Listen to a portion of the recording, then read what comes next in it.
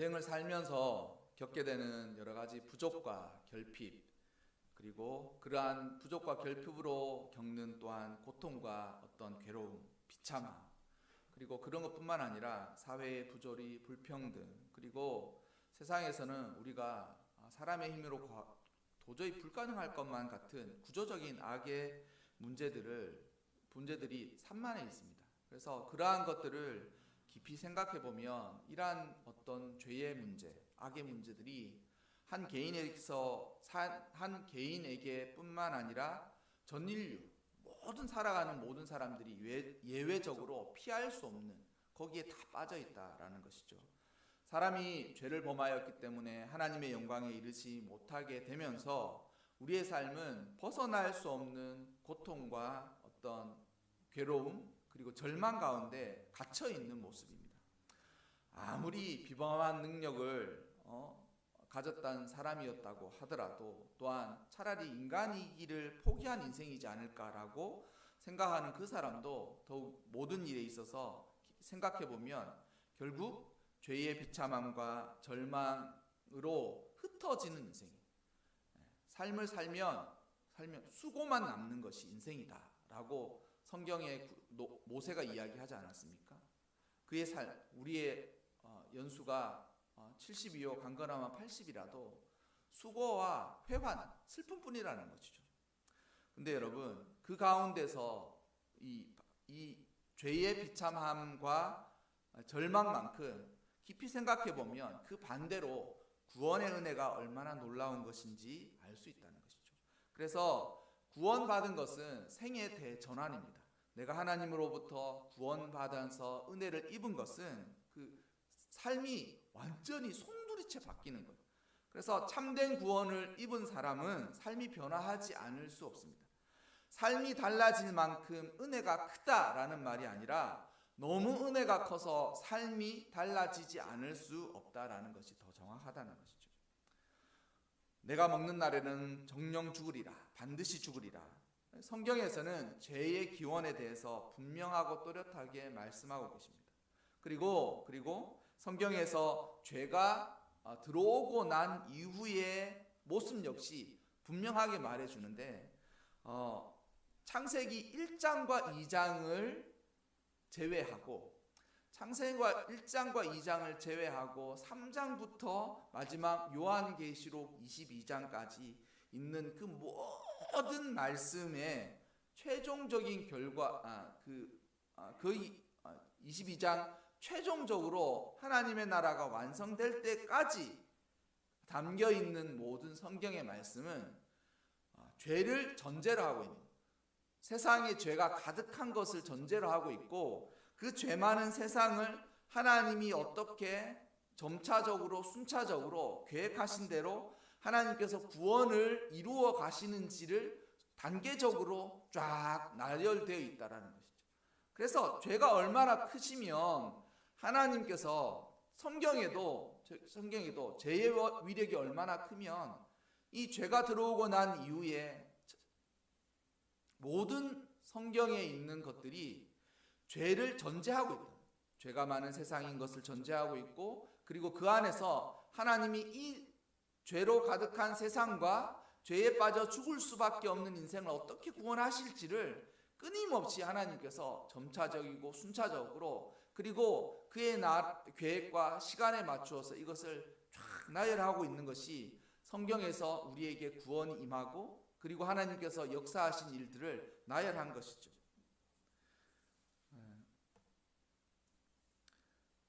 사람이 죄가 무엇인가? 그것은 하나님을 거부하는 것입니다.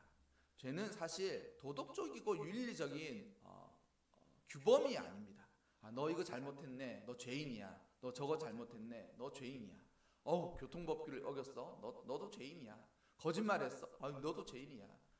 큰 죄도 있고 작은 죄도 있고 라고 생각하는 도덕적이고 규범적인 것을 이야기하잖아요.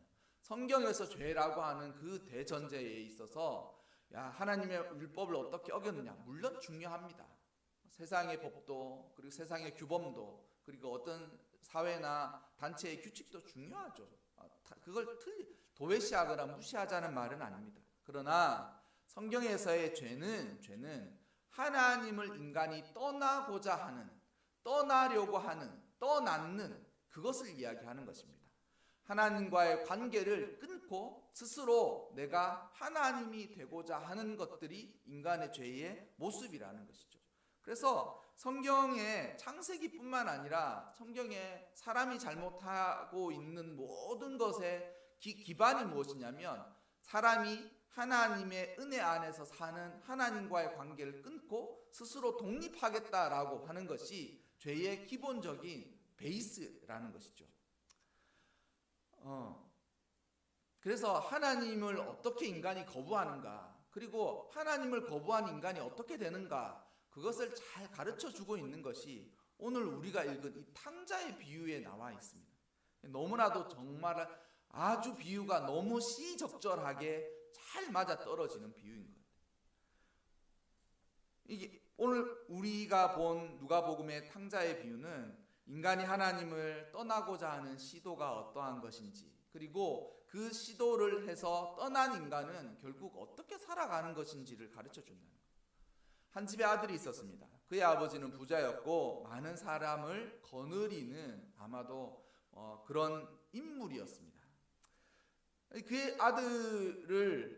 그 아들 편에서 이야기하자면 요즘 말로 소위 금수저를 물고 태어난 아들이었습니다. 그렇게 볼 수도 있을 것 같아요. 아버지가 그를 얼마나 사랑했는지는 오늘 읽지는 않았지만 이 탕자의 비유의 후반부에 잘 나와 있습니다. 아직 집으로 떨어진 거리가 먼데, 탕자가 집으로 돌아갈 때 아직 집으로 가려면 아직도 멀리 남아 있는데 아버지는 그 멀리에 나와서 아들이 올 것 같은 방향에 서서 아들을 기다리고 있는 거예요. 그러니 아마도 그 본문을 자세히 읽어보면 탕자가 아버지를 먼저 본 것이 아니라 아버지가 탕자를 먼저 보고 달려와요. 그렇지 않겠습니까? 그 본문이 그래요. 그러니까 아버지의 모습이 얼마나 인격적이고 인내하시고 기다리고 너그러운지 알 수 있다는 거. 그런데 이 아들이 왜 그랬는지는 모르겠지만 어느 날 그 아버지에게 이렇게 얘기했습니다. 아버지의 재산은 모두 아버지가 돌아가시면 저의 것이 아닙니까? 고대 근동에서 항상 그 가부장적인 세상에서의 아들들에게, 물론 딸들에게도 유산을 주었지만 아들들에게 분깃을 나누어 주는 것이 일반적이었습니다. 그러니 아버지가 지금 살아있을 때는 아버지의 재산이지만 아버지가 죽고 나면 당연히 저에게 또한 형에게 돌아올 것 아니겠습니까? 저는 둘째 아들이고 물론 형에게 절반을 주시겠지만 형의 분깃을 제외한 저의 분깃을 저는 지원받고 싶습니다. 이렇게 이야기하는 것이죠. 물론 가능한 일입니다. 애가 아버지가 돈이 좀 있다면 살아있을 때 아버지 저도 독립을 하고 무언가 좀 해보고 싶은데 남자로 사업 자금을 좀 대주시면 안 되겠습니까? 그럴 수 있죠. 그럴 수 있다고 생각합니다. 그러나 이것은 우리가 자본주의 현대에서 일어난 일이 아니라 당시 예수님이 함께 사시던 2000년 전에 고대 근동에서의 문화적인 배경을 두고 있다는 것이죠. 아들이 이렇게 아버지에게 유산을 요구하는 이 말은 이런 말이에요. 의미는 아버지는 언제까지 살라고 그래요?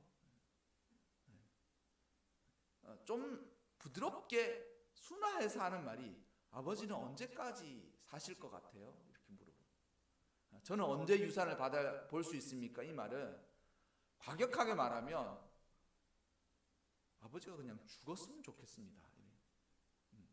유산이라는 것이 죽어야 받는 거니 빨리 받고 싶으면 어떠면 빨리 받을 수 있겠습니까? 죽으면 받을 수 있고 빨리 죽으면 받을 수 있고 현대로 이야기하면 빨리 죽이면 받을 수도 있는 것 아니겠습니까? 그런 거 아니에요? 인간의 죄의 본질이 하나님의 보호와 관계 안에서 벗어난다 그랬잖아요. 그 관계가 단지 친구 사이의 그런 관계가 아니에요. 하나님은 우리의 아버지가 되시고 우리는 그의 아들이 되시는데 아들이 어느 날 아버지에게 나는 아버지를 떠나 아버지의 것을 내 거라고 생각하고 받아서 이제 살고 싶습니다. 그렇게 얘기해요. 그래서 죄의 기본적인 습성과 성격이 무엇이냐면 하나님을 대적하는 거예요. 하나님의 관계를 끊는다는 말은 하나님을 대적하고 적대시하겠다라는 적대가 숨어 있는 거예요. 적대가. 그러니까 아들의 마음이 무엇입니까? 아버지가 빨리 죽었으면 좋겠습니다. 빨리 안 죽으면 내가 아버지를 죽일 수도 있지 않을까요? 그런 말을 하는 거예요. 이 문화적인 배경에서 이 말을 꺼냈다라는 것은. 하지만 이 아들만 후레자식이 아니에요. 이 아들만 아주 나쁜 놈이 아니에요. 모든 인간들이 하나님과의 관계를 끊어버리고 자기 혼자서 독립적이고 의존적으로 살아가려고 하는 아담이 행한 내가 하나님처럼 되고자 하는 그 마음이 인간들 사이의 모든 사람들이 그러한 죄의 아래서 이제는 태어나는 거예요. 그래서 아이들이 사춘기가 지나면서 독립하려고 하는 그러한 순수한 마음이 있는 것이 아니라 하나님을 향해서 대적하는 마음이 있어요. 나는 내 인생은 내 거라고 생각하고 내 거지 뭐 태어났는 하나님이 나를 만드는지 모르겠고 나는 내 인생은 내 거지. 그러니까 내가 인생을 목표하고 계획을 잡고 그리고 내가 스스로 쟁취하면서 이루면서 내가 원하는 대로 하면서 살 거야 라고 생각하는 것이 죄의 기본적인 베이스라는 것이죠. 그리고 그 관계를 끊어내는 거예요. 아들이 뭐라고 했습니까? 분깃을 나눠주세요. 당연히 내 거. 그 아버지의 것이지 않습니까? 아버지의 것이지 않습니까? 그리고 그 아버지가 가부장 사회에서 그 아들에게 그 유산을 준 것은 야 나는 죽었으니까 이제 필요 없다 주는 것이 아니라 나의 삶의 목표. 그러니까 가부장은 가족을 일구어 가면서 사는 거예요. 가문과 가족을 일구어 가면서 사는 것인데 이 나의 목표는 가족을 위해서 살아갔던 삶이고 그리고 내가 죽고 나면 이 가족들을 위한 삶을 네가 총대를 메고 살아가기 바란다라고 해서 주는 거예요. 그래서 장남에게 절반의 분깃을 주도록 한 것은 장남은 싫어도 좋아도 뭐 어떠한 일이 있어도 그 의무와 책임이 그에게 다 부여되기 때문에 그 어떤 성경에서도 절반을 장남에게 꼭 주도록 되어 있습니다. 절반을 꼭 주도록 되어 있습니다.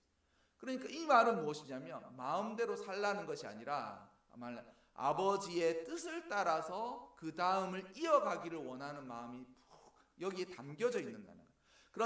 그런데 이 아들은 아버지에게 생떼를 써서 그것을 받아서 그 아들의 목표는 무엇이었습니까? 그러면 자기가 그 집에서 무언가를 일구는 것이 아니라 먼 나라로 떠나가 버려요. 이제 받을 거 다 받았으니 이제 마음껏 살고 싶다는 거죠. 나는 아버지한테 받을 것 그건 내 것이라고 생각하면서 자기 것도 아니잖아요.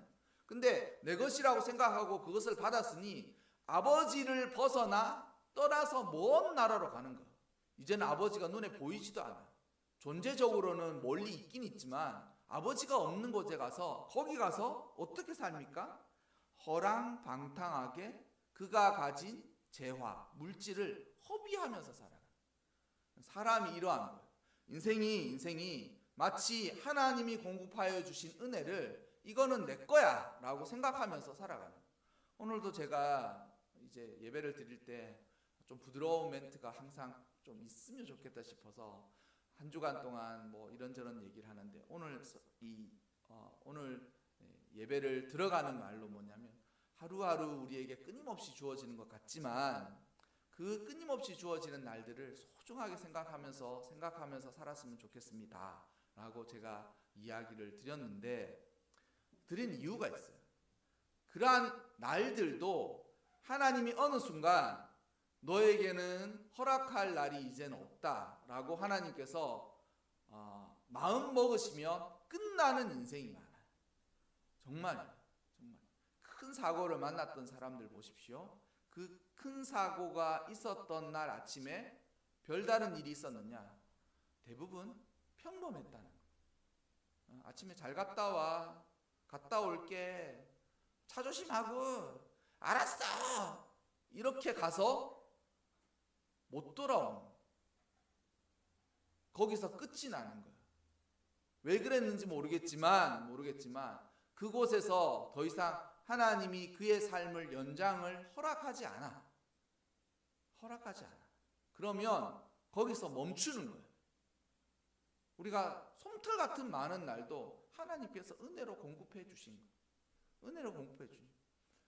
이렇게 마스크 쓰고 계시니까 답답하시죠? 저 혼자 이렇게 마스크를 벗고 있으니 설교하면서도 한편으로 마스크를 쓰고 설교했으면 진짜 힘들었을 텐데 라고 생각하면서도 또 쓰고 계신 여러분들을 보면 저만 혼자 이렇게 벗고 있어가지고 너무 마음이 미안하고 그런 거예요. 마음이. 마스크를 써보니 어떻습니까? 미세먼지 해도 마스크 벗고 있었을 때는 정말 좋았던 세상이었는데 이제는 벗기가 쉽지 않지 않겠습니까? 그렇지 않을까요?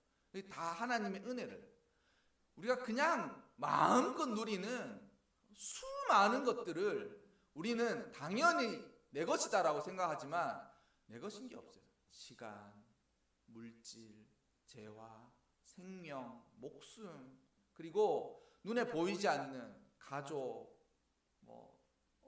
부부, 자녀, 이러한 것들까지 주님께서 다 허락해 주셔서 받아가는 것인데 우리는 내 것인 줄 알고 그것을 갖고 어떻게 하기를 원하냐면 멀리 하나님을 벗어나 어떻게 살고자 하는 것입니까? 그는 허랑방탕하게 마음대로 산다는 거예요. 그는 소비하고 그것들로 자신이 원하는 대로 자신의 욕망을 끊임없이 채우면서 살아간다는 거예요. 사람의 욕망이 그렇지 않습니까? 잘 생각해 보면 사람의 욕망은 흔히 말하는 것처럼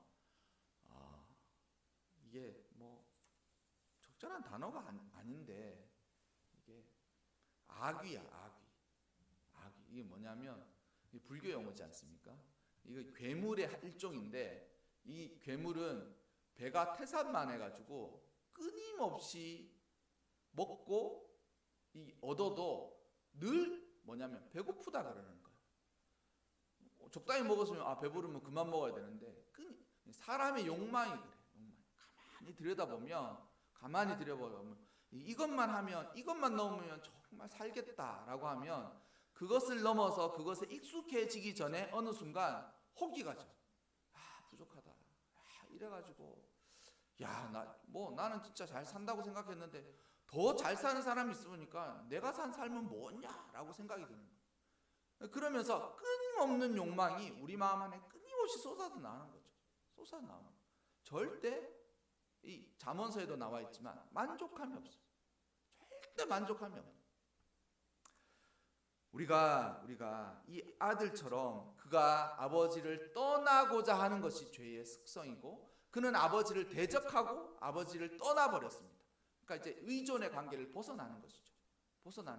가끔 아버지 돌아보고 아버지 제가 이번에 이런 일이 있었는데 너무 고민이 돼요. 어떻게 해야 될지 모르겠어요. 어떤 판단을 내려야 될지 모르겠어요. 그럼 아버지가 삶을 산 그 연륜으로 야 아들아 내가 이렇게 살아봤는데 이러한 삶을 사는 게 좋지 않겠냐. 하나님이 기뻐하시는 삶은 이러한 삶인데 너가 너무 살기가 어렵겠지. 내가 너를 도와주마. 기도로 도와주마. 그리고 아버지는 늘 너를 응원한다. 네가 잘 되리라고 생각한다. 그러면서 왕래하면서 아버지에게 지혜를 얻고 내가 몰랐구나. 나 여전히 어리구나. 아버지가 진짜 살아간 그 인생의 경험을 따라갈 수가 없다. 아버지 저를 위해서 늘 기도해 주세요라고 그렇게 살아가고자 해서 독립한 것입니까? 그럴 일이 없어요. 가서 마음대로 살고 싶은 거예요. 네, 정말 뭐 하는 대로 살고 싶은 거예요. 그런데 여러분 중요한 것은 그렇게 떠나고 난 이후에 벌어진 결과는 그가 아버지 집 안에서 아버지하고 함께 살아갔을 때의 모든 은혜와 보호가 다 끊어져 버려요. 그걸 몰랐던 거죠. 그거는 죄를 짓기 전에 인생들이 깨닫지 못한 그리고 죄 안에서 살면서 이것이 무엇인지 모르고 살아가다가 어느 순간 아버지의 집 바깥으로 탁 나가보니 어떤 일이 생겨요? 갑자기 자기가 살던 그 이방 땅에서 흉년이 든 거예요. 자기는 그걸 예상하지 못했겠죠. 누가 IMF를 예상했던 사람이 있었겠습니까? 코로나 팬데믹을 예상했던 사람이 있었겠습니까? 그런데 어느 순간 이것이 전 세계적으로 확 퍼져서 많은 사람들이 정말 그것 때문에 고통을 받고 있지 않습니까? 누가 예상할 수 있었겠습니까? 근데 하나님의 보호가 없는, 하나님의 은혜가 끊어진 그곳에 딱 가보니 벌써 재산은 자기가 쓸 만큼 다 써버려가지고 이제는 궁핍한 거예요. 그리고 궁핍한 중에 그 나라에 흉년이 들기 시작하자 궁핍함 중에 더 핍절하게 된 거죠. 핍절하게 된 거예요. 모자라고 모자라는 거예요. 그가 어떻게 했습니까? 그는 그 나라 백성 중 한 사람에게 붙여서 살지만 그 붙여서 사는 사람들 역시 이 사람의 기본 생계라고 할까? 이것도 처리해 주지 못한. 심지어는 돼지가 먹는 쥐염 열매. 사실 돼지는 쥐염 열매를 먹지 않습니다. 이 쥐염 열매를 먹을 수밖에 없다라는 것은 우리가 흔히 말하는 보릿고개를 넘어서는 충군기. 정말 먹을 게 없으면 먹다가 쥐염 열매는 돼지도 이 맛이 없어서 잘 안 먹는 열매래요. 근데 먹을 게 정말 없으면 이 부정한 돼지도 쥐염 열매를 먹는데요. 근데 그 쥐염 열매도 배 채울 만큼 먹을 수가 없게 된 것이죠. 하나님을 떠나서 죄 아래에서 살아가는 사람이 예상치 못한 결과가 뭐냐면 하나님으로부터 누리는 은혜는 공기와 같다. 이게 눈에 보이지 않지만 우리 가운데 가득 있어가지고 그런 게 있지 않습니까? 어느 집에 가보면 신방을 제가 많이 다니지 않습니까? 많이 다녔지 않습니까? 요즘은 신방 안 다니니까 신방도 가고 싶더라고요. 딱 가면 딱 그 현관문을 딱 열고 들어가는 순간 거의 압니다. 이 사람의 신앙은 어느 정도 되겠다. 장식장에 그 양주병을 거기다가 DP해 놓는 그분의 신앙을 제가 뭐라 할 수 있습니까? 또 함께 다니시는 선대 목사님들도 뭐라 안 하시더라고요. 저 뭐냐고. 집사님 남편이 너무 좋아해서 가지고 오라고. 나 오늘 다 마시고 갈란다고. 그렇게라도 겁도 주고 해야 되는데 이러면서 하시더라고요. 부정한 겁니다. 남편한테 빨리 같이 드셔서 더 이상 두시지 마시기 바랍니다. 1년에 저 병 한 값 어떤 건 몇십만 원짜리라는 거예요. 못 버리겠다는 거예요. 그 목사님 다음 신방 때도 있으면 다음 신방 때 와서 제가 마시겠습니다. 그렇게라도 말을 해야 되는데 근데 딱 열고 들어가면 거기 안에 공기가 있어요. 집이 엄격하고 위계가 집안이 아버지가 좀 세신 분들 보면 그만의 집이 있어요. 이게 약간 왕국 같은 그런 느낌으로 그래 또 아버지가 앉는 자리가 그 소파가 패여 있거든요. 그 자리가 이렇게 패여 있으니까 저기 앉아서 TV를 리모컨을 잡고 호위하시겠구나 그런 느낌이 있고 또 어떤 집을 딱 가보면 집이 정갈하고 깨끗해. 근데 그 부인 집사님이 원래 모습과 이미지랑 너무 맞아 떨어지는 거예요. 너무 깔끔하시구나. 이렇게 집을 잘 꾸려놔서 진짜 너무 좋겠다. 남편분이 너무 좋겠다. 그런 사람이 있고 돈이 많으면 돈이 많은데 근데 그 안에 있는 공기가 있어요. 공기. 흐름 같은 게 있어요. 흐름. 근데 하나님의 보호가 그와 같다. 우리 눈에는 보이지 않지만 예수를 진실로 믿고 살아가는 사람에게는 사람들이 늘 느낄 듯 느끼지 않지만 그래도 무언가 있는 듯한 공기가 있는 거예요. 그게 뭐냐면 그 사람에게 하나님의 보호가 있는 거예요. 그 사람이 잘 살고 못 살고를 이야기하는 것이 아니라 하나님의 보호가 그와 같다는 거예요. 근데 그 보호 안에 살 때는 이게 나쁘진 않은데 그렇다고 명쾌하진 않지만 그런가 보다 그러다가 탁 나가서 그것을 딱 벗어나는 순간 이게 바깥이 새파가 몰아치는 거예요. 아버지 집이 그렇게 따뜻했는지 모르는 거예요. 아버지 은혜 안에서 살고 그 은혜를 따라서 살아가는 게 구속과 나를 속박시키는 게 아니라 너무 평화롭고 은혜롭구나. 근데 못하네. 저는 그런 생각도 요즘 드는 게 온라인으로 차라리 예배 드리니까 너무 뭐 더 좋지 않을까? 뭐 이런 생각이 듭니다. 집에서 그냥 뭐 반바지 입고 예배 드려도 뭐라 할 사람도 없고, 꼴 보기 싶은 집사님이나 성도님 안 봐도 되고, 뭐 우리 집끼리 빨리 뭐 하고, 뭐 예배 시간도 보니까 예배 시간이 평균 10에서 20% 단축됐다 그래요.